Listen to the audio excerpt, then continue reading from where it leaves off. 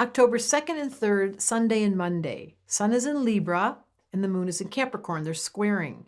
So you might feel some tension, but you're definitely going to have to get up and go. Can I just say that before I go into all the details? Yes, there's a T-square. Let's start there. That Mercury is in Virgo, right opposite Neptune, and it's squaring Mars, and the whole thing releases in Sag.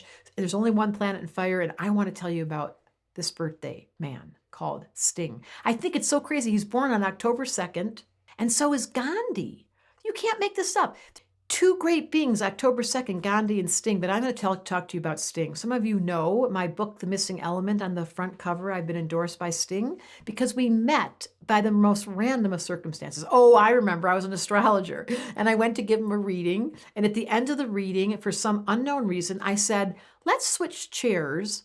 I'm going to be you and you're going to be me. I had never done this before in my life. So I sat in the other chair and he pretended he was me put my little glasses on. He was looking at all the charts. And I sat where he was sitting under this really beautiful light in his dressing room with these beautiful rugs and incense burning in Sting's dressing room.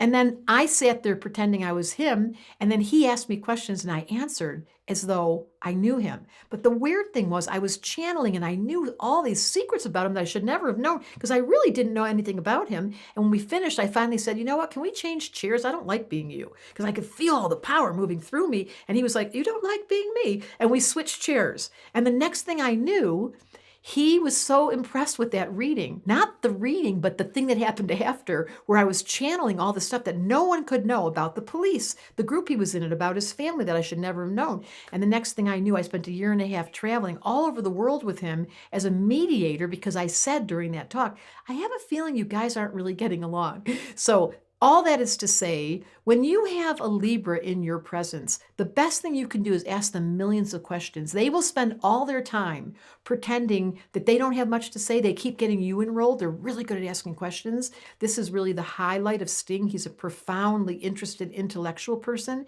You can tell by his writing.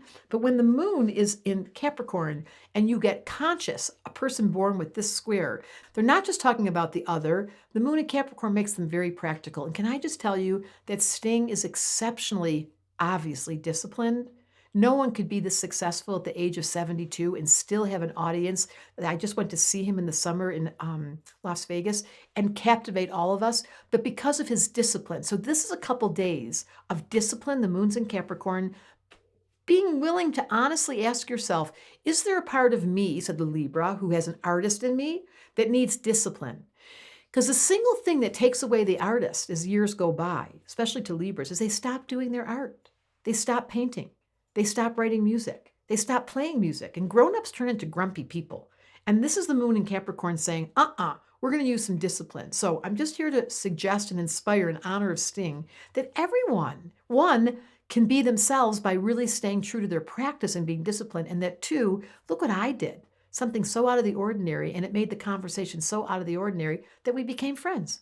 And this is Story Time, brought to you by Sun in Libra, Moon in Capricorn, and Debra Silverman live time on Astrology Answers. Hope you enjoyed that story. If you enjoyed this video and you want to learn more about the 4 elements, my favorite topic, what your missing element is, and figure out how to get more balance in your life, just click the link in the description to grab your copy of my book, The Missing Element, today.